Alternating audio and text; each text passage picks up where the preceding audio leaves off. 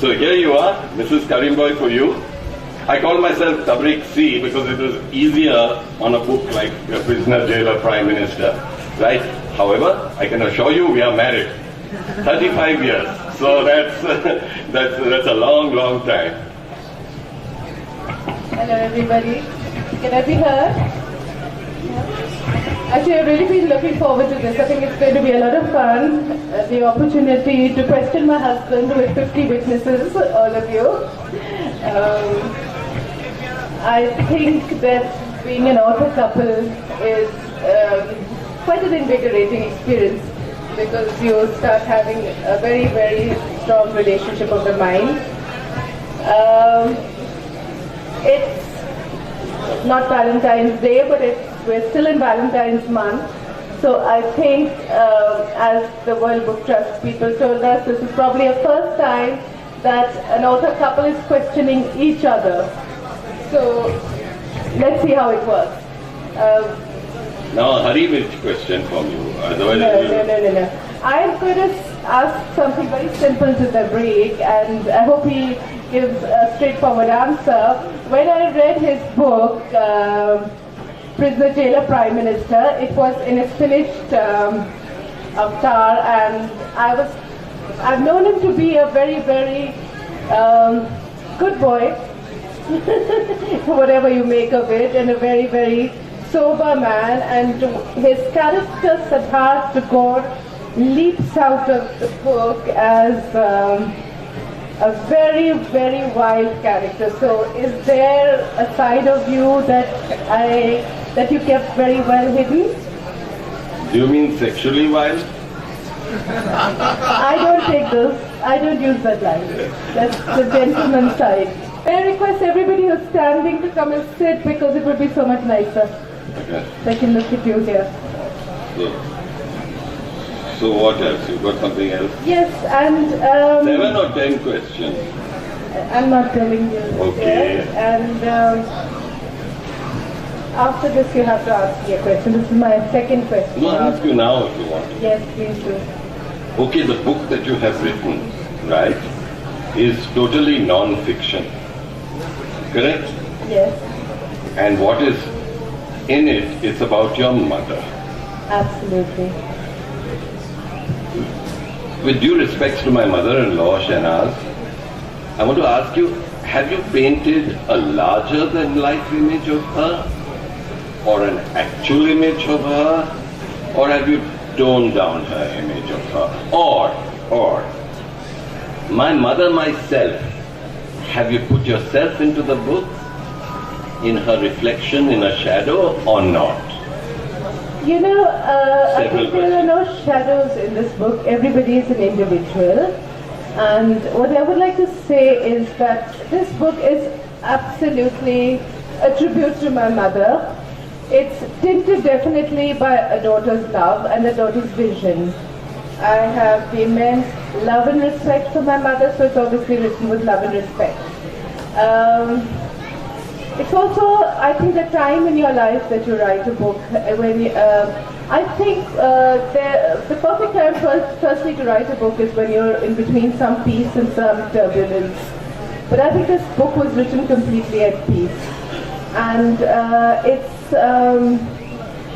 it's got my mother as large as she is. She is a very, very strong persona. Whether it is accurate of her, it is accurate in my eyes. That's sort of mother that I could think of. Yes.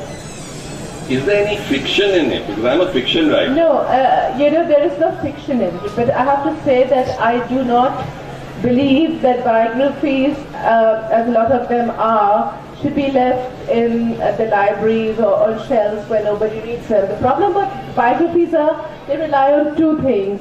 They really rely on either, you know, some form of something sensational about the person that you're writing about, or an incident about somebody else related. I wanted my biography to be, of my mother's, to be based on very good writing. Now I've got 46 What about good history? reviews. History? Is it your mother's history? It's my mother's history, but I have put no dates because I must say that my husband was the one who suggested that don't write it like a biography. Pretend you're writing fiction. You have to write in the medium that people enjoy a book in it.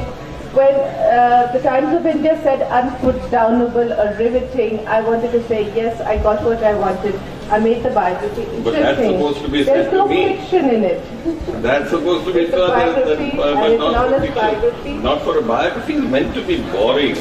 But yours It's not isn't boring. boring. It's yours. not boring, and I have the medium, the style, as one of the people who interviewed me, is the style of fiction, but it is based on facts, and definitely it's not unbiased. It is biased because it would be so dishonest to say as a daughter that you had no bias. So any flames coming out of it? It's called flames. No flames coming out of it. Yes, there are many Any flames. juicy bits that you'd like to... No, not really. There are lots of interesting bits in the book. It's Any juicy bits? Anything to I don't catch people? rely on juicy bits for Why? my I like a narrative. juicy fruit. But you can expect the juicy bits in my fiction. Oh. Because I'm writing a fiction which is probably going to be juicier than yours. Oh, you're writing fiction. I am writing non-fiction. Guess what?